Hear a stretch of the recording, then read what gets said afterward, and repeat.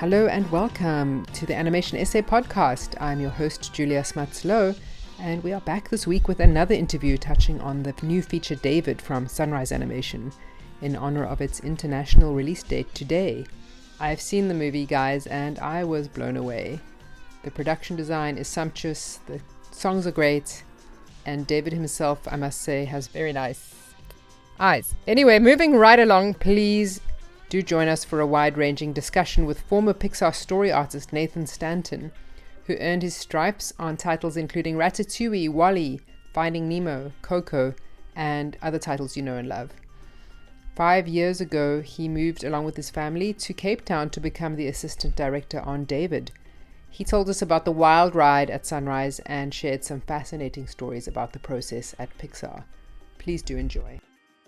My background primarily in story is at Pixar, which most people know about. I've worked there for 22 years on 15 movies, primarily storyboarding, a head of story on one movie and a head of story on one short. I left in 2018 and like any artist was like, what do I do next? What's the next thing? And my wife really wanted to live abroad. We wanted to do something for our kids that were older. I had middle and high school kids. Somehow Phil at Sunrise found me. I don't know how, but we ended up discussing things over emails, and he flew us all out, which was amazing. And so we got to check out Nordic, check out Sunrise, and I thought this is really interesting. This could be worth giving a try. And COVID unfortunately crept into everyone's lives right after that trip, so I ended up taking the job but working remotely for them as a co-head of story with your husband, Dan Stanton, which was great. Did you get to meet him before we were Yes, all I met a away? bunch of people for like 10 days. It was a whirlwind 10-day trip. Met all these amazing people, experienced Cape Town, specifically Nordic, and as a whole family, we got to experience it. So I got to discuss it with the kids, like, what do we think? Should we try this? But taking the job was the right thing to do. It turned out to be really, really fun. Even working remotely, which was something new for me, was quite good in 2020, and then we somehow got our visas organized and moved here in the middle of the pandemic, which was a bit nuts. That is crazy. A bit crazy, but it was well worth it because we found a great American international school, which just turned out to be a good fit for both of our kids. And the only real bump was once we got here, the funding for David had basically dried up. Yeah, that was David 1.0. That was David 1.0. So we had done one screening of the movie, and we were working on the second set of reels. So we knew that when we moved here, though. So we just I had hoped that something would materialize quicker, you know. So you already knew it was sort of on the rails. Before the move, Phil was very smart and told us, look, this is what's happening. Like, we don't know how long this gap is going to be. We really want to keep moving, but you never know with funding.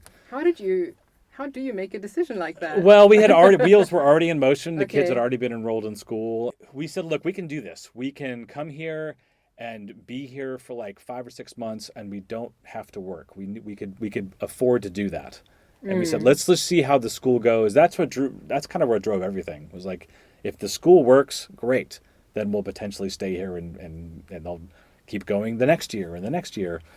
But luckily for me, there was a job at the other studio, Triggerfish, and Netflix had this job that was quite fascinating, and I ended up getting a lovely contract for 2 years on that particular So was that the job. art lab? No, it was basically the producer of the film at Netflix. His name is Bill Demeshk.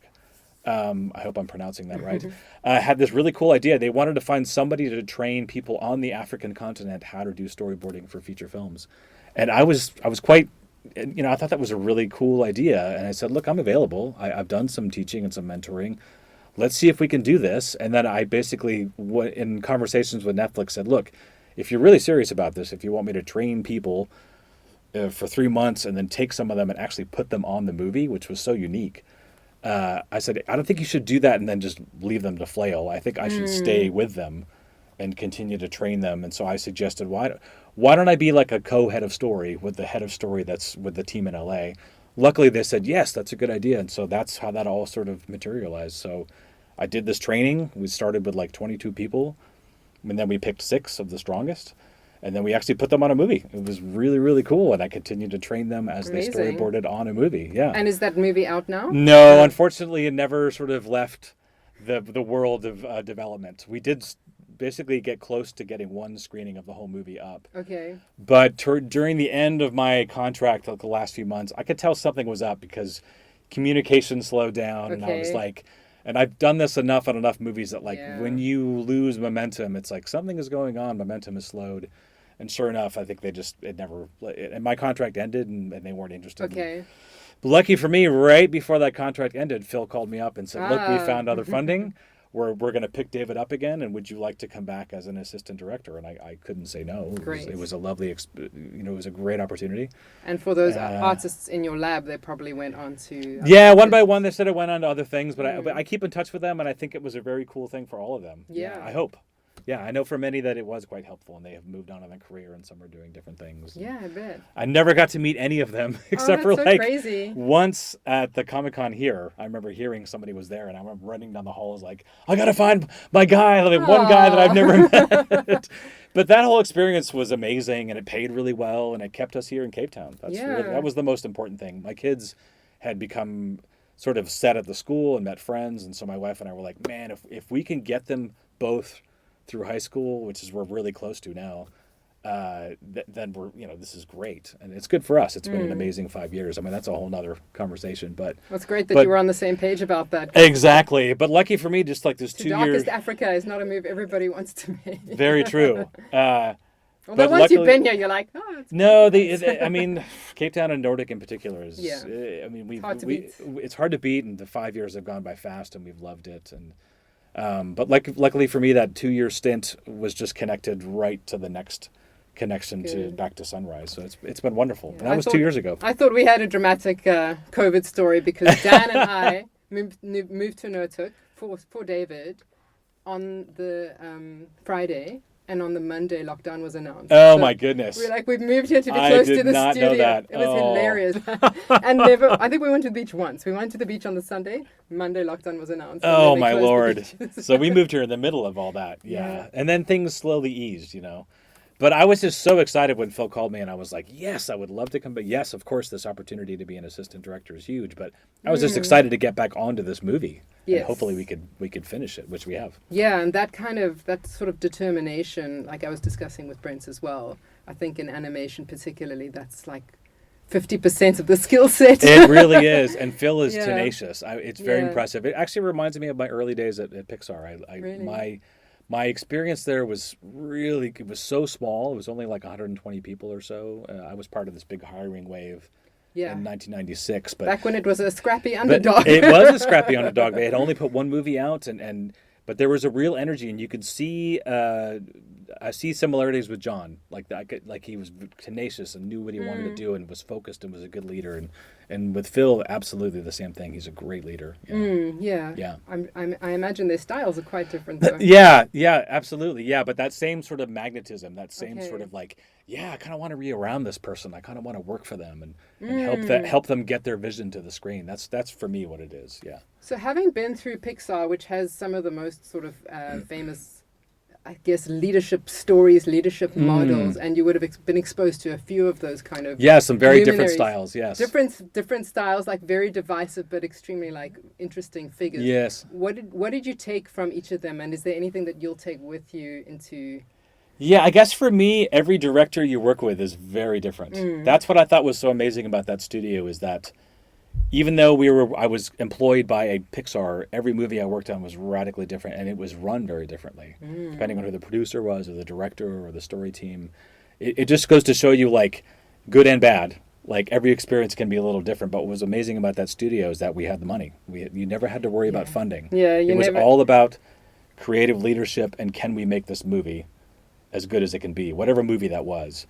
And that's what I think I learned the most at the very beginning was like, because of the first movie, A Bug's Life, I worked with my older brother, Andrew Stanton, and John Lasseter as co-directors. And that was a experience, right? I also didn't know what the hell I was doing and was like, at the end of that movie, was like, okay, I think I know what I'm doing. And hopefully I can go on to another movie. He had been there for quite a while and already made a name for himself. And honestly, everything I know about story, I'd say 90% at least is from him. He's very good at what he does, and I learned that's for sure, a ton from every movie that I worked with him. Specifically, I worked on WALL-E and Finding Nemo, and but after Bug's Life, I went on to Monsters Incorporated with Pete Docter, And that was it. Just how that movie was run and how he worked as a director was radically different. So what would be the main differences if you could summarize? Pete, how do I put this diplomatically? He will sort of meander his way to a movie. I don't know if that makes sense. He will just sort of like feel his way. So and by that I mean it takes longer. You're trying all these different things. You might have a script, but it's a little loose. And as a story person, that can be extremely frustrating because you're boarding lots and lots of stuff, and you're not really sure what's working and what's not. But whatever works for each director, it was whatever works. I don't think I loved that style. I like a little bit typical more. Clients. I'll know what I like when I see it. When I see it, it's kind of that. It's exactly that. But imagine doing that for like 2 years. Yeah. It's can be a little maddening. I prefer a little bit more like, here's our script. We know it's not perfect, but let's put this version of the script up, and then we start to see if that works. But every when you say put it up, you mean board it and put it up. I mean storyboard it, screen it for an audience, talk about it, figure out what's wrong, and you do that for like 2.5 years on a movie. And how long would one pass take you typically? Anywhere from 3 to 6 months. Wow. Depending on the size of the team, and things changed. Like on Bug's Life, I remember we would just storyboard a first act. And we wouldn't even have a whole script. We would just have like an outline and part of a script. And then we would show that. And then the next screening would be the first 2 acts. And then the third screening would be the whole movie. And as things progress, they realize we need to get closer, faster to the whole movie being storyboarded. So as like anything, things sped up, schedules got condensed, and some directors were better at it than others. And I experienced a little bit of everything there, which is helpful for coming to a place like this because you could take all of it and put it to good use. I do get the idea at Pixar that there's a lot of sort of freedom to spend more time if something's not working. Yes. Go back to the drawing board. I mean, there's there's the famous story of Pete Docter doing Inside Out and changing his mind about what the sort of core theme should be. Quite deep into the process, which, as you say, I imagine can be frustrating. But maybe you need to go through that in order to get to this classic movie that we'll all watch forever. Exactly. And that's what was so amazing about that place is that they're willing to give the directors and their story crew and that early stage development as much time as it needed. Yeah. Sometimes I felt it was a little too long. Sometimes I think I was the most surprised by how willing they were to throw everything out. Yeah. Like every movie that I've worked on, there are earlier versions that I thought were pretty good. And I was always surprised, like, I think if we massage this thing a little bit, I mean, we've got to make some changes. But I was surprised that they were willing to just toss everything out.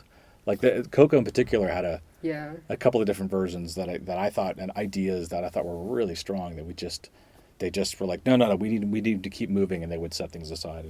But that's the way they did things there. Yeah, which is fine. I was listening to another interview with you where you said you ended up with only about a minute of your work in Coco. Oh yeah, that's a bit painful. I worked on that movie for. Sorry to bring it up, but no, and that's the beauty of that. It's interesting to hear. Even at your level, you might end up. You need to be prepared to. There's a saying that we used to. I can't remember who said it or who made it, but. All story, no glory. And that's what we would say all the time when it was really painful. That's really cool. All story, no glory, because the animators are the rock stars, and they were the ones that everyone saw their work. But story doesn't really, and you do. I liken it to a pyramid. Like all we're doing is every layer that gets you to the tippy point, which is the movie that comes out. And so they often don't see all the stuff, underneath. But you need to do it all. You need to put all that foundational work in to make the movie. But that's not always the case. Coco in particular is because we storyboarded 2 radically different versions of that movie before we storyboarded the third. Right. And got to the version that actually, by then, I had been on the movie for 2.5 years, and for me, that's where I start to hit the breaking point. And I have to kind of rattle the cage a little bit and go, guys, I think after the next screening, I need to get off and move on. And so that's why there's only like 20 seconds of. But there's so many cool ideas. We have this one cool idea, learning about the culture of the Day of the Dead, and one of the ideas that I still love this idea, that the little boy discovers this long-lost relative, and spoilers, sorry if people haven't seen the movie, and realizes this person in our family's been forgotten, know? And so he lights this candle in honor of this forgotten person in their family. And that version basically is like by doing so, he invited the crazy uncle who has been uninvited from a party for like 60 years or 100 years. But that version, you spend a lot of time with the undead members of his family in the living world. You know, there's like 24 hours. They come to the graveyard and get all their things. And in that version, they were some more like ghosts.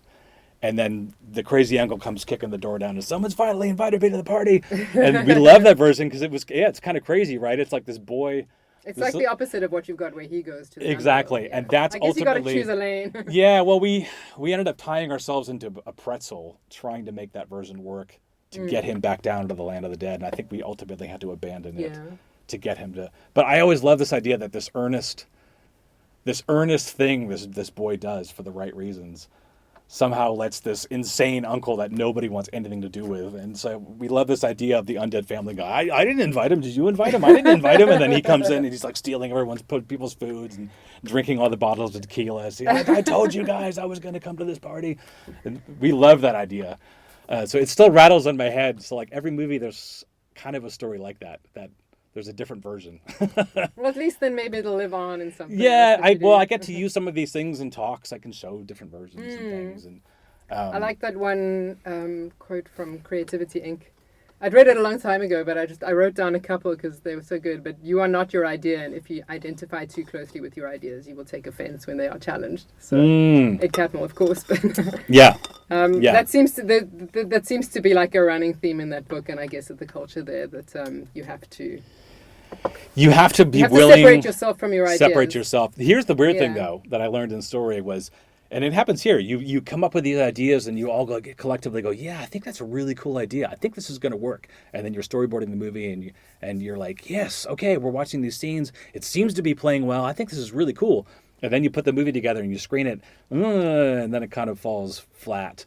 And then you go, well, whose idea was that? That's a terrible idea. Okay, I guess we got to get rid of that idea. And then you look and go, oh, this idea is even better. It's kind of like giving a big bear hug to something and going, yeah, we love this. This is going to be amazing. And then having to go, nope, that doesn't work. Let's try this one. It can be really hard, psychologically to have to just shift like that. Yeah, I guess.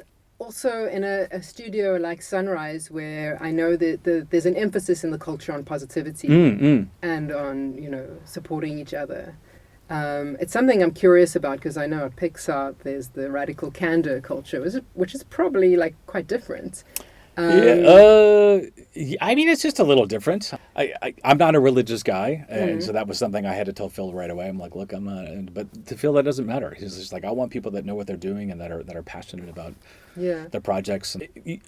What I learned more than anything was just you cannot get too precious about things, and nobody is hurting anybody's feelings. It's just all you're trying to do is get the best version of the movie made. But people can get bruised pretty easily.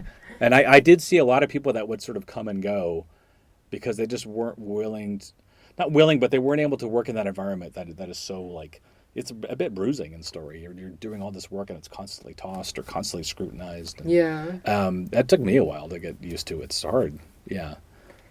I think I'm a writer, as you know, and I'm always a bit jealous of storyboarders because they have that extra dimension of how to communicate ideas. It almost feels like you get like an extra lap around the field of selling your version of things before you have to give up on it. Like, as the writer, you just have to get it in the script and hope that the director will put it to the story team to kind of get it in boards and see the potential of it there. So as a storyboard artist, you've kind of got that up your sleeve. You're like, before I have to give up on it, I know I get a chance to sell it in boards and put it in someone's mind visually. Absolutely. Yeah. So is that one of the things that attracted you to it, or did you start with loving drawing more than loving the idea? Honestly, for me, it was all about how do I get paid to draw. I kept my goals very simple. When I got out of school, I moved to San Francisco just because I had visited the city and just fell in love with it. And this is pre-COVID. This is like you kind of have to be where the work is. And so I left LA, and all my friends were like, are you insane? Why are you leaving LA? This is where all the work is. And they weren't wrong. But I had some money from my parents, and I was just like, look, if I don't do this now, I'm not going to do it. And I didn't like LA that much. So I just moved to San Francisco. All I wanted to do was just give it a try. I love the city, and I love the vibe, and I just wanted to sort of like see what it was all about and enjoy myself. I knew Nightmare Before Christmas was happening, which is the first film I worked on. So like that was just something I knew, and Pixar was around, but I wasn't really interested. I don't love computers, and it's not my thing. I just was like, how do I draw and get paid for it? That's really all I wanted to do. So I was just very lucky to get called by my friend who was working on The Nightmare Before Christmas to do assistant hand-drawn animation. So that's basically what I did for like 3 years. And I was like, this is great. I've got this job. I'd worked at some different companies, and then that company, the main company that I worked for, decided to not do 2D animation anymore. And I was like, what do I do? I don't want to go to LA. But by then, Toy Story had come out. And so all I knew was that they were looking for people. My friend called me up who worked there and said, look, they need people to storyboard.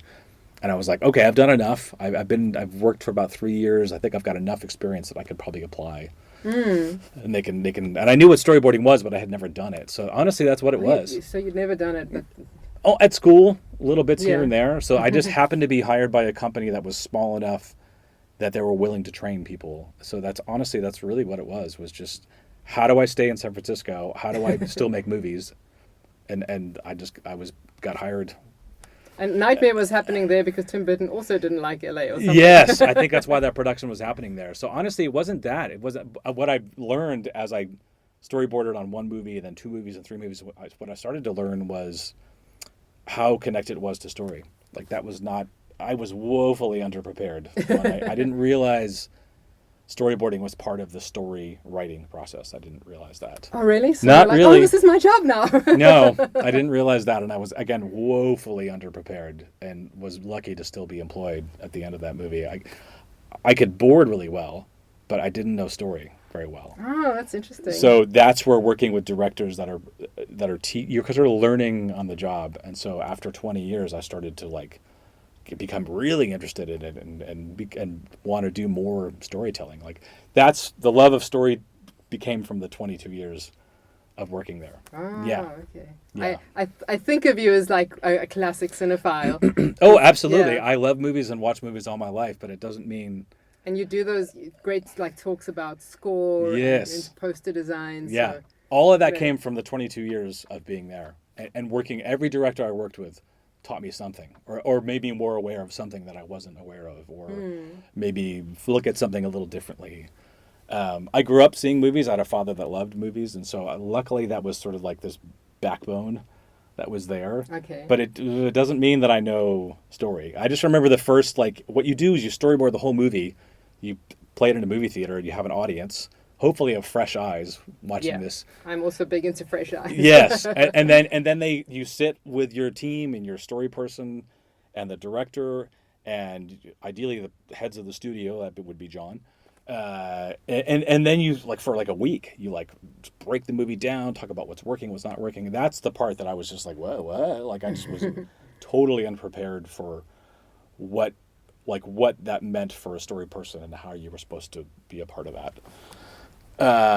Yeah.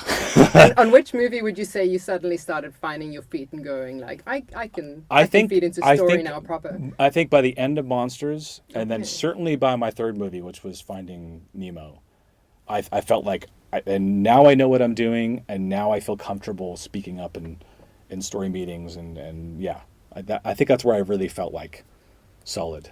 Okay. Yeah, so it took me a couple of movies to get there. And you met your wife Esther on Monsters. Yes, right? yes. She was the script coordinator when she first came in, and then ended up managing art departments on different movies, and we started dating, and the rest is history. Yeah. That's terrific that you've walked the whole road together professionally. I know, yes, and now we have our own little company called Nell Productions, and she's forging her own path, and it's got her own movie that she's trying to get going on its own feet. So it's exciting. That's one of the things about coming here, that we get to try all these different things. And yeah. Well, we certainly need an indie market happening here. Yes, so yes. I'm very delighted that Esther's interested in helping us and has so much energy for it. Could you talk a little bit about the move from story artist to assistant director, and how you worked with Brent and Phil to get David 2.0 to the place where it ended up? Absolutely. They were so generous with their time, and I basically just was their shadow. I just shadowed those guys for the last 2 years and learned a ton, because I don't know once you get into actual production, I don't know a lot of that, and so a lot of it was just like learning for me. But any story stuff, that's where I felt the most useful and the most sort of like earning my keep to help them. So honestly, at the very beginning, I think when I was the most instrumental, we basically, the day I started, there was a screening. We had a screening of the third set of reels for David, which I was not part of. So I was fresh eyes on that. And it was a bit messy. It wasn't quite working. I mean, there were parts of it that were, I could tell what they were trying to do. And we had a bunch of people that came out that week. There were a lot of people, the songwriters and other different people, and we had really robust discussions.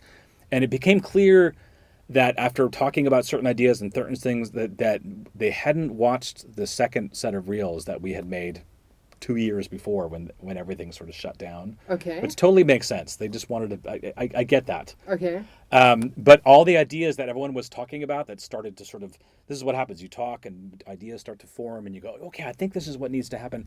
And I was like, that is in the second set of reels. And then the next day I'd be like, yeah, that idea is in there. And so I realized, I talked to Tim, our producer, I said, you know what, I think we need to watch that second set of reels. And we also have a bunch of people that haven't seen it. So even better. So let's refresh ourselves. Let's have a fresh set of eyes and just see what people think of it. And it proved to be the right thing to do because we watched it. And the people that did work on it that were here were like, hey, this is better than we remember.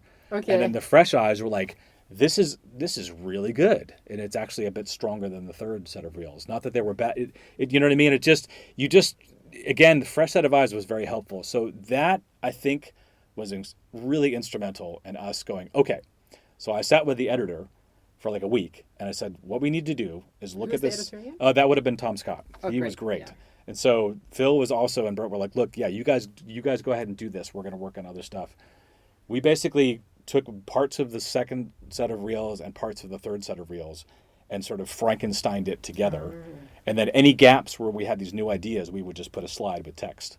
And this is pretty normal. That's great. And then we basically, at the end of that week, we were like, okay, I think we have a structure for what we need to do. And it was great. We used pretty much equal parts of both sets of reels. And so we called that basically like 3.5. And then we watched that and said, okay, now we know what scenes need to be done. And now we know what scenes that are sort of placeholders need to be fixed. And then as you go along, you come up with other ideas and other things. But I think that's where I feel like I was the most instrumental was after this week of discussions and kind of going, I think we kind of need to watch that second set of reels. Did you have a lot of dissent on that idea? Were people like, no, new broom? No, there was no dissent. It was more just like, oh yeah, we should probably look at that. Or it was just more me going, guys, everything we're talking about is in that second set of reels. So like, let's mine that. That's like, you know, cool. And this is why I'm always like, you don't want to throw everything away. There's always something. Yeah. And then it becomes this, it's an odd game of putting a puzzle together. It sounds maybe not as creative as you think it might be, but it is. You kind of know what scenes need to be there. Okay, we need this scene in Act 1 to set up everything else that happens in the movie. Okay, now we need this scene in Act 3. We know this scene. And again, sitting with the editor was I love that kind of stuff, that process of piecing it together and going, okay, I think this is, okay, now I think we put the scene here. And then that was our sort of the backbone of the movie that got made, basically. I'm glad that everybody was keen to look back, because I find in story teams there's often a kind of familiarity breeds contempt thing where if you've just seen something for too many months or years, you want to do a new version just because it's new. But your tired old thing might be somebody else's new, funny, exciting thing. Exactly. So, well, we had the benefit of 2 years of having gone by, and so we just had enough fresh eyes in the screening room that had never seen any of that. That gave us the response that we were looking for. And so I think that's where we really started to pick up our momentum, you know. And then, of course, you run into all sorts of problems. You know, ironically enough, the first piece of film that I think Angel put out, which is Follow the Light, was the hardest thing for us to really lock in the movie. It was like one of the last things that we figured out. Oh, maybe that's why it was the best. But we just didn't know. We couldn't figure out what it needed to be. We tried all these different versions. And then once we did, it was like, this is what it needs to be. And it finally sort of like fell into place. And I guess this would be your first musical. Is that right? No, Coco. Of course, Coco's a musical. Yeah. Well, the second version of that movie was a full musical. And then elements of that made its way into the... but it is really... I guess it is sort of like one of the first sort of actual musical numbers where a character is actually singing and. And how would you say, because that's almost like quite a specialized skill set, is telling story through music. Yes. And a song in a musical movie can be such a great vehicle for absolutely hiding and accelerating exposition while still, just being really fun to watch. So did you feel that was a big learning curve for you, or were you kind of helping everybody with your experience? No, it was more that week that I started, we had the songwriters come out, Molly and Brock from Nashville.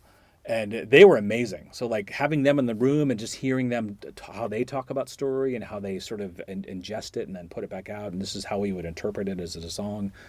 I love that stuff. So it was more just like briefing them. Like you tell the songwriters, this is kind of what the scene needs to do. Okay. And then they go, okay. And then like that, at the end of that first week, they came up with a song and played it for us. And it was just like, whoa, this is awesome. And then would they tell you what they were kind of imagining? Yeah.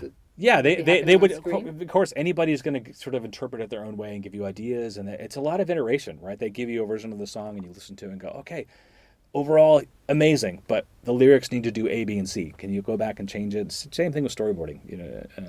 Now, storyboarding a song is a whole different skill set. And I haven't done a lot of that. Your husband, Dan, did some amazing work for us in that regard. Yeah, he said sometimes it helps to be the last storyboarder on yes. a project because you end up yes. with them, just because by dint of being the last one, you end up exactly. with And it harkens so back that was the songs. A lot of the songs was the last. It harkens back to that all story, no glory thing. There is some glory if you're like the last person storyboarding because your work will like inevitably end up on the screen. So yes, he was like our one-man story crew at the end and was handling a lot of that stuff. Yeah. But then, of course, you do it fast. And then what's great is that you have these previs artists that these guys were amazing. And then they would interpret it their own way. And then they would show us like a pass and we'd be like, whoa. And sometimes it's close to the board. Sometimes they have other ideas. And another unsung hero of the animation. Yeah. And I learned a lot about why previs is so great. And Charles, who was our previs guy, I used to just do these little scribbles and I'd run upstairs and go, yes. And I would show him stuff and go, can we try this? And he'd be like, okay, check with me tomorrow. And then I'd go back upstairs and he'd show me. I'd be like, man, awesome. I'm so jealous. It was so cool. And then it was like, okay, like great. Yeah. That's what I loved about it. This is why you need people in one place. In a studio, yeah. No, that is something that... It's hard to duplicate that kind of energy. We are lacking in these remote days. Yeah. So that's another reason why I love working for Sunrise is that they have an actual studio where people coming... I mean, Triggerfish did when I worked there, but nobody was coming in. So it was odd. But but here people are coming in but Phil and Jackie have done an incredible job at making a very welcoming environment that makes people want to come in. Yeah, I guess it's the sort of at the moment still the South African situation is the studios will crew up and crew down radically. But they do that in the States as well. Yeah. I mean, it's a lot of overhead, especially recently. Yeah, absolutely. But luckily they're quite. I mean, they're very smart about that because I remember when we came here. And David had sort of been shut down, and they were still sort of setting things up, and we were like, what are they doing? But sure enough, it paid off. It's like, oh no, they knew they had a vision that people were going to come, and they were going to be able to make another. Like David was going to come back to life. If you build it, he will come. Exactly. It's sort of like that, right? Yeah, exactly.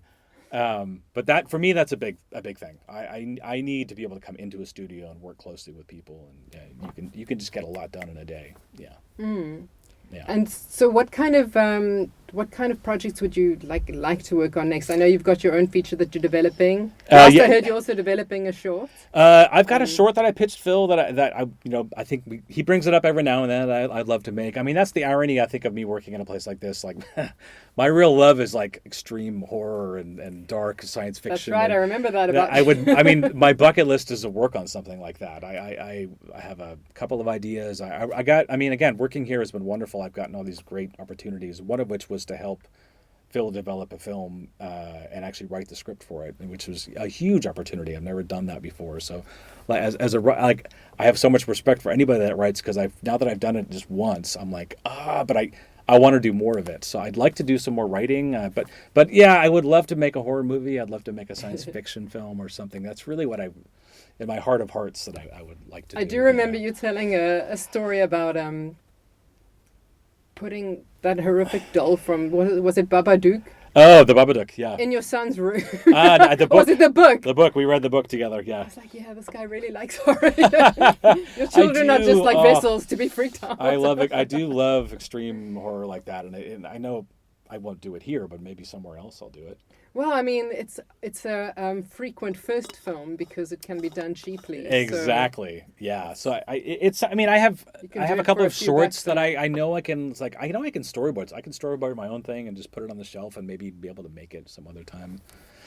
But there is the short that I have pitched, and I just hope that maybe somehow we can make it. It's all about funding, right? So yeah. But honestly, I'm just happy to be here, happy to be working. We've got a couple of other projects in development. It'll keep me employed. It keeps the studio going. So it's nice to be a part of a place and you help the ecosystem. And what's nice to know is the work that we're doing now will pave the road for basically 9-10 months from now, they're going to be able to hire all these other people back. That feels good. I like knowing that it's helping the studio in the years and this is what Phil is great as well, is that he wants to retain these people, Yeah, well, you've I hope you're going to be one of the Pied Pipers that brings more exactly brings more silverbacks from the States. Yes, well, we were able to hire a friend for one of these projects in development to do some boarding, and it feels good to help. It's you hope that person would do the same thing for you if you're looking for work. I hear a couple of murmurings that some more of the internationals on the production are considering a permanent move to Cape Town, so. Yes, it was a gamble, especially during COVID, but for us it feels like a second home now for sure. But I don't know if we want to live. We might have 2 kids living in the States, in university. So I don't know if it would be hard to live here full time if they're both in the States. So we're having these discussions now about what's next. So are either of your kids looking like they'll follow in Daddy and Mommy's track? My son potentially. Okay. Yeah, he's a really good artist and he's quite interested in the behind the scenes stuff with. Specifically at high school, they have a lot of stage plays, so he's sort of learning all that sort of behind the scenes lighting and sound and shooting videos and things, and so it's kind of cool to see him find his thing. Oh, great. Yeah. And how do you talk to him or anybody of that generation or the youngsters you were teaching for Triggerfish about the next sort of stage in storyboarding where AI is inevitably going to be a factor? I bet you get a lot of questions is my job even going to exist? Yeah, I guess. I mean, I'm a bit of a Luddite when it comes to that stuff, and I know you like to draw on paper. Yeah, I still do, and I don't think you can get rid of the human element if you really want a good story, because each one of us, we each bring our own thing. We each bring our own history and our own knowledge and our own creativity that I don't think AI can replace that. I don't know. I just sort of tell I specifically talk about storyboarding and I just think it's such a simple tool that doesn't need to be complicated, and I think everyone needs it, especially for the features and for TV, and it's just a great part of the storytelling tool. I don't know. I probably ignore it too much. I just go, you know what? I just don't even want to think about it. I'm also I'm on the other side of my career, so it's sort of I'm already starting to think about well, when can I just kind of slow down and not work as much, and I've got things I want to do, but I think for the younger people, it's got to be nerve-wracking, especially if you want to get into production or things like lighting or compositing, or that's where I think AI could be really. Yeah, I think the tide went out on VFX really fast. Yeah, exactly. We saw that immediately. I think that's the world that's going to be the most impacted by that. But I could be totally wrong. I like pencil and paper because it's simple. You don't need to be tied to a computer. And if I have script pages, then I can just start and sit with a director and go, what do you think about this? I don't think it needs to be any more complicated than that. But I think what you said about everybody bringing their own experiences in history it's really key, because I worry that with storyboarding, it'll quite soon look impressive, maybe to a producer's eyes. But I think we're going to start seeing the same movie, the same beats done the same way. Exactly. Because it's all drawing from the same database of existing movies rather than on fresh experiences. Yes, and honestly, that's the thing I didn't understand at the beginning of my career was oh, you have this team. You have this team of story people, anywhere from 4 to 6, maybe 8. Each one of them brings their own strength, or her, or and that team can be an incredible force for any director. Each one of them is helps shape and shave and form or dig and find something, and that's what amazed me was oh wow, the story team can be invaluable to helping a director and at least in for sure the animated feature length, because it's such a long process. It's anywhere from 4 to 6 years. You're storyboarding for at least 2, sometimes 3. A feature is tricky. Like time does help, but too much time can be a hindrance. So it's like finding that middle ground. What is it? Parkinson's law. The task expands to fit the available time. Exactly. I remember telling Tim. He asked about how many screenings we would have, and I said, usually around 6.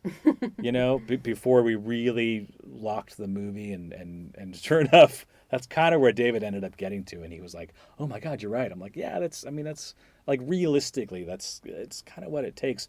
But it doesn't mean that you can't start with a really strong script. If you have a really strong script, great.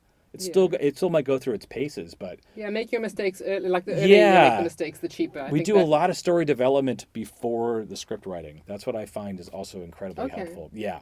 A lot. And what does that look like? Just talking in a room? That is basically being in a room, talking with the director, talking with the head of story, and if you have a story team, it can be small. We just went through this process in one of the projects here, and basically, the idea, and then you use index cards. That's what I do, and then you just make very an index card. Yes, I'm a big believer in that, and you just put beats. Here are the beats of the scene. Here are the beats of the act. We know our character needs to do this in order for A, B, and C to happen. What do we want at the end of Act 1? Great, okay. Then that means that what's going to happen in Act 2 is probably this, this, and this. And then, do we know the ending? Great. Boom, we know the ending. How do we earn that ending? And it can be really simple. And then you start basically just filling in the gaps. And then you pitch it. And that's what we found that process was very helpful. We would pitch it to Phil. Then you act it out and pitch it. And you act it out? Yeah, cool. Exactly. That's the whole point of it. That's another string you should think about adding to your bow as a. Yes. If you're listening to this and. Well, and that's part of the deal. Is act, or we at least find pitch. Pitching the story is very helpful because you pitch to a different audience each time. And the audience, by that meaning 6 or 4 people in a room. For us, it's the head of the studio. You got to get them engaged, And then he gives us his notes, and you think about it and go, oh, okay. And then you work for a week, and then you fill it out even more, and then you pitch it. And then that process is, I found here was about 2 or 3 months. And then we pitched it to the point where Phil was like, okay, I think you guys can go to script. We're like, great. Okay. And by that I mean, every scene. And basically what needs to happen. Every scene, wow, okay. Usually. That's pretty granular. Usually. Not there might be gaps and things, but by that I mean the emotional beats and what needs to happen in those scenes. And then the writer will fill in the gaps, usually. But that, for one of our projects that we're doing now, proved to be extremely successful. And the first draft of the script was received very well.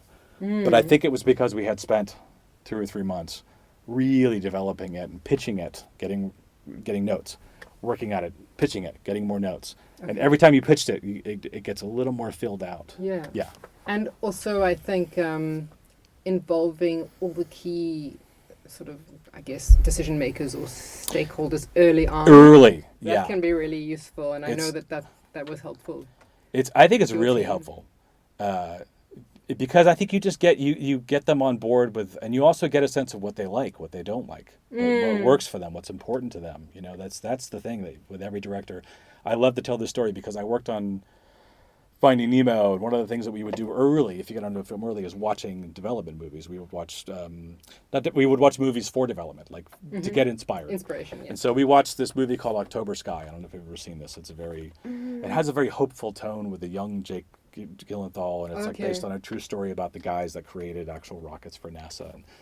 And sounds familiar, but I'm not sure. Laura Dern is in it. Anyways, it's got a very hopeful tone, and if you watch it, you'll know what I'm talking about. And that's for my brother.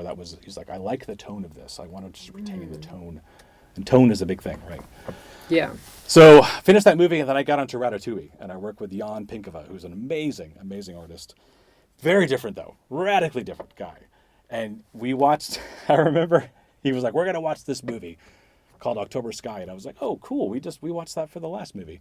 But for him, the point of watching that movie, because he was like, "This is a piece of shit, and this movie is terrible, and I don't want. This is what I don't want to do." And I remember sitting there going, "Oh, okay. I guess I have to just adjust my hat and adjust my way of thinking." And that I just thought that was such a wild experience because I was like, so did you learn to hate it? Basically, no, it would just like, was, for me. It was more because that's what you're doing. Like the job of a story person, I think, is like you're supposed to help the director bring their vision, not your vision, their vision to the screen. Like as a team, you can poke at things and interpret it the way you think it should be, but that just told me, okay, now I know what he doesn't want to do, like more than anything. And then we watched a couple of things that he really liked. And I was like, okay, you know. But I just thought that was so funny that I had watched the same movie for like two radically different versions. That is fascinating. It's probably a really good exercise. It certainly was. If you're working for someone, it's like essentially like a client relationship. So yes, and I love doing that. I think that's one of the things I'm trying to get them to do here is like and Phil talks about certain movies, and I'm like, we should watch them. Like we should get people in the studio together to sit in the room. There's a reason why you bring these 5 movies up because you like them. Yeah. So these are things that I believe in, that collective and see where you get the laughs experience. And the tears, you know, and what leads up to them. Yeah. But also you can talk about a movie all you want, but you may be talking to someone that's never seen it. And so it's really important to get people to like, that's one of the things I was involved with as well at the end of my time at Pixar was the intern program. We'd have story interns that would come for like 3 months. And I was part of this. Part of that was to watch a movie with them, 1 movie a week.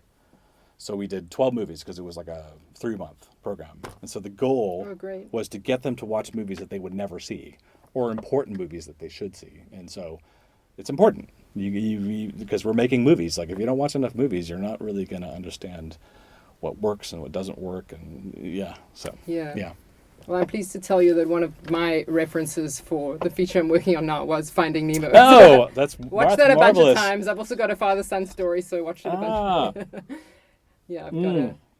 That was one of my favorite experiences just because I think, my brother and I think alike, as you can imagine. So that probably is the one movie that almost has the most of what I boarded actually ended up on the screen, at least 5 or 6 sequences, Yeah, well, which is always a good thing. That's it's a real touchstone, not just for us, but for I think for a lot of people. Yeah, which is so cool. It's great. Yeah, absolutely. And I know that's another one that had it walked a road, and I love to tell the story of how the opening sequence in Finding Nemo, where Marlin loses all his children. Yes. Spoiler alert. Used to be deeper in the movie as a reveal. Yes. And then I guess you guys realized that to be on board with like such a wet blanket of a character as your main character, you need to like get that emotion. You need to understand why he is the way he is, and the audience needs to be on board with why he's doing what he's doing. We tried our best to parcel that out in a series of flashbacks, and so that didn't come out, if I remember correctly, in The Whale when he's hanging on and the Dory's like, that's where you got revealed it. And we tried and tried and tried in at least like 4 or 5 screenings. The other thing about that movie as well is that the end, when little Darla shakes the bag, that was not the ending of that movie. Okay. For like 2.5 years. It? Well, the whole point for us was that he was going to be stuck in this fish tank forever. That was the ending, very Kafkaesque. But that was those were the stakes. Right. And so we kept on getting these notes that it needs to feel more urgent. It needs to feel more urgent. The stakes aren't high enough, and we kept on being like, "But he's a fish that's stuck in this tank forever." The problem was that of our own making was that we had made the fish tank gang so quite charming and kind of fun that the audience was like, it's not so bad. He's got this wonderful second family, right? And we were like, and a lot of the kids watching will have fish in their rooms. So exactly. Like, my fish is happy. So we realized, and honestly, I worked on that movie 2.5 years and actually wrapped before that idea came. But by then, I remember them realizing we need to think of something. So now the ticking clock has become such a exactly. So that wasn't in the movie for like a good 2.5 years. Somebody else came up with that idea of like, oh, what if the bag's going to shake? And it works. It works marvelously. But just I tell that story because you never know. Like that was not something that was baked early on. That came way late in the game. Yeah, I love hearing those kinds of stories because it can help you feel less stuck. And another way in which Finding Nemo is a little bit similar to ours is that there's humans who are kind of bad guys, but they're just regular people, but they're still antagonists. And, sure. Will kids understand that? That the dentist is an antagonist despite being not a bad guy. Not a bad guy. Yeah. So. Yeah. I was like, it works in Finding Nemo. Then we just made the bad guy the little girl, basically, Yeah. So it's just funny, like you try all these things, but you have to listen to the audience. And so that's why we screen these movies so many times. You get you get the reaction from the audience, and if they're telling you over and over again this one idea that you think is the way to go isn't working, then it makes you go, okay, I think we have to think of something else. And I think sometimes things you think are sticking points, actually the audience just buys it. Yeah. And I've often wondered if Dory being able to read was one of those. Like, did you guys worry that people would be like, but how does she speak English? Yeah, somebody brought that up, but we were like, it doesn't seem to hinder the storytelling, and it hasn't been brought up before. So you just roll along with what's entertaining, and that's true. There's a lot of stuff that we think is problematic. Yeah. That it gets a huge laugh, and we're like, oh, okay. Well, people just don't worry about it. They just they don't worry about it, and that's fine. That just means that what that means to me is that the audience is engaged, and they're willing to like. I'm in it for this whatever reason, and so that's the whole point. And so that's the thing about storyboarding is like if you can create an engaging experience just in storyboards, then you're kind of good to go. You just make the movie. It's not. I'm making it sound easier than it is, but that's kind of that's the thing I learned as well. Is like, oh, this is why we do this for so long, is so we know that the movie works and is even entertaining. Yeah. Yeah, I think everything after that is just like icing on the cake, even though the animators might be the rock here stars. It was interesting. We didn't have enough room and time, so there were still some story problems that we were solving in previs, which was quite interesting. But it was exciting. It was kind of fun to like, that works. Okay, great. So you never know where you're going to find your solutions. Or yeah. I wanted to ask you, as someone who loves score and music, you were talking about how in Act 3, when you're storyboarding, that's like where you want to like earn whatever that yeah. When I'm writing, I often want to earn a certain musical feeling that you're like working your way up to, and it might be a soundtrack that I'm listening to while I'm writing. Yes. I know how the song makes me feel, but you need to like get the story to a place where it earns the feeling that you get from that song. Yeah. Do you work with music while you draw, or do you feel it messes up your time? I did exactly that when I was writing my first script last year. I listened to sound. Put together a playlist as I was writing, I would think about a scene. Oh, and then that's the beauty of Spotify or whatever. You look and go, okay, and you're listening as you're writing. I found that was incredibly helpful. Yeah. So I have a whole list of soundtracks that I listened to while I was writing this particular script. And yes, I found that. I found that very helpful. It like gets you in the mood and even gets you motivated while you're writing. Yeah. Because I would think about what music would play in this scene. I think it's this. Yeah. Conversely, in animatic, I know one studio that eventually put a ban on temp music in animatic because they felt like you're getting too much of your what you think you're earning as emotion is actually this temp music you don't own. Yeah. It's. I mean, that was interesting. I've heard that as well. Don't fall in love with your temp. Don't fall in love with your scratch. Don't fall in love with but I think you need it. I think you need temp scratch score to like. Because it's going to be in there. It's going to be in there anyways, like I'm assuming, right? I mean, I can give you an example. My older brother wrote Finding Nemo listening to Thomas Newman's score for Meet Joe Black, I think it is, because he was hoping he could get him to do the score. And we put a bunch of his score in the reels, and lucky for us, we were actually able to get him. So in a way, it was he must have been so stoked. I think he absolutely, because we had been layering that score in the movie, hoping that we could get the actual composer. So, but it's kind of cool when I learned that was the first time I heard about like listening to someone's score while you're writing. That's the first time I had really heard about that. So that's an example of like inspiration becomes the actual. If you work at Pixar, that kind of thing can happen. That can happen. Yeah, this is very true. Yeah. I wanted to ask, we only got a few minutes left, but we have not talked much about WALL-E, which is one of my movies and favorite movies, and one of my son's favorite movies as well. I guess a lot of boys love it. Yeah. But one of the things I really admire in there is the visual storytelling and the fact that I think most of the movie just has 2 words. Yeah. So how did that give the storyboarders almost like more to do? Or was it like, okay, this was one for the storyboarders, not the script writers? Well, the coolest thing about that movie that I was so excited to be a part of is that my older brother at that point knew what he was doing, was trusted by the people that ran the studio. And so during the development time, there usually was a development time on a project at the very beginning that could be anywhere from 6 months to a year. He said, can I take some of that budget and get 3 story people, and I just want to board the first act, and that's what I want to show you guys as proof of concept, in addition to paintings and things, and I was able to be one of those people. And so we spent, like a good 3, 4, 5 months storyboarding just the first act of that movie. And that's basically meeting Wall-E, setting up everything else in the world up to the point where he grabs onto the ship and the ship takes off. That was a huge, huge piece of the puzzle because we were able to just show it. And because he was like, they can read this script, but because exactly like you're pointing out, there's no dialogue, I don't think it's going to land the way that I'm hoping it'll land. So we basically did that as proof of concept. Okay. And it was awesome. And the studio was like, yes, this is great. I get it. Yeah. Board the rest of the movie. The thing about that version, though, is that the first version of the movie, there were not people that they met up in I was going to ask, yeah. Yes. There is a whole version of this movie where it's aliens, right, on the ship. It's not humans. Wall-E goes to the ship, and it's aliens, and they are abusing their robot servants. Right. And Wall-E inadvertently inspires a robot rebellion. We called that version the Spartacus in Space version. And the robots rise up against their alien overlords and end up taking over the ship. And the whole point of that is that the plant that they find is just like it's like a fancy form of makeup.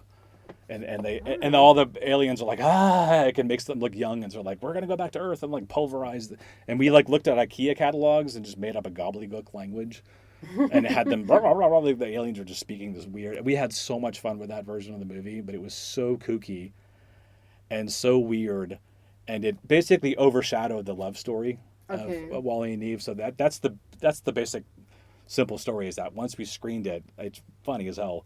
But the heads of the studio were like, this is a little kooky and crazy. It almost makes me think of the Hitchhiker's Guide to the Galaxy. Yes, do you remember the Vogons? Absolutely. There were elements. I mean, I actually have it's worth watching. It was so much fun. Do you have it? I think I do. It's quite a fun version of the movie. But even my brother was like, I think it overshadows the love story. And I really want the love story to be. And so through those robust conversations, I wish I could remember where this came from. Somebody was like, what if it's one of those ships that you see in the beginning of the movie that you see people leaving Earth? Yeah. And we were like, duh, like, why didn't we think of that in the first place? So it just goes to show you, like, and that's where they're willing to just jettison the entire second and third act of that movie, and then we reboarded the entire movie.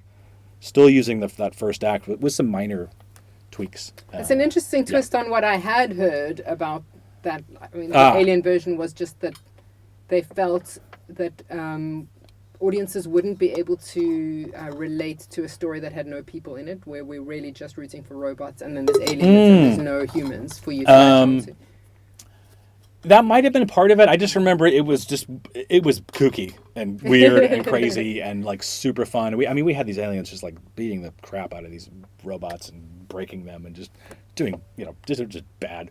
Yeah, it sounds and they were like blobs, brutal. and it just was so fun and weird. And no, it was just more that it was just that the love story was getting. But once this idea of people, and then you started realizing, there's a lot more we can say. Yeah, there's a whole movie. Environmental that was not social even message. That was not even part of it when we. Because that like image comes back to me so often of like these like really large people.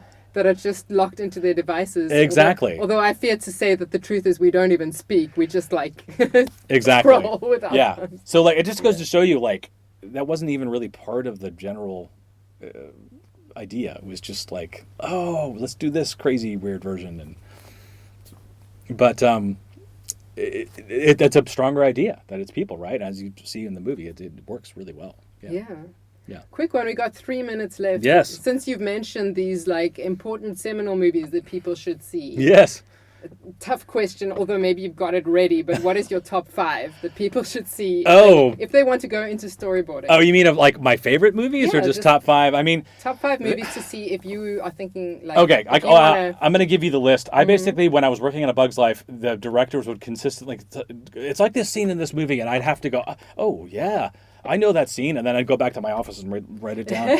and I had to continually pretend that I knew what they were talking about. And I'd seen a lot of movies by then, but clearly I hadn't seen... Not all of them. Well, the ones that I should have seen. So 2 years later, in 1998, the AFI put out what they deemed to be the top 100 American movies of all time list. They have since then put out top 100 comedies, horror movies, drama, but whatever. There's a whole myriad of lists. I do believe that first initial list is well worth watching. Okay. And when I got that list, I had seen like 42 of them. That's pretty good. And then I spent about 2 years watching one movie a week in one of their little screening rooms. You could just sign it out. And I now watched the entire list. I've seen all 100 movies. Doesn't mean I like all 100 movies, but there's a reason why they're on there. So I would say that if you can get this list, see what you've seen, they are all worth watching for one reason or another. But every movie that these guys were talking about was on that list. Okay. So that's what made me go, ooh, I should probably watch. But out of that Do your list, homework. I saw films like Godfather that I had never seen, course, yeah. which blew me away. Manchurian Candidate, Oh, I've seen Grapes that. of Wrath, Network. Oh, yeah. Just to say a few that, like, for me, really landed. That at Sunset Boulevard. I mean, that's just to name a few that, like, really stuck with me. I have not seen Grapes of Wrath. I guess. Oh, it's really good. It's really strong. Yeah, so I would say that. Great Yes. answer. Thank Yes. you. Thank you so much for your time. And Absolutely. for coming to South Africa and Yes. teaching us everything you know. Yes, and thank you, Sunrise, for bringing me here. You can, of course, catch David opening this week at theatres in the States, South Africa, and many other territories. Do also visit the website at thedavidmovie.com to see how you can help the team in their mission to give free tickets to 1 million kids who would not otherwise be able to see the movie. I'm Julia Smuts Louw. Thanks so much for listening.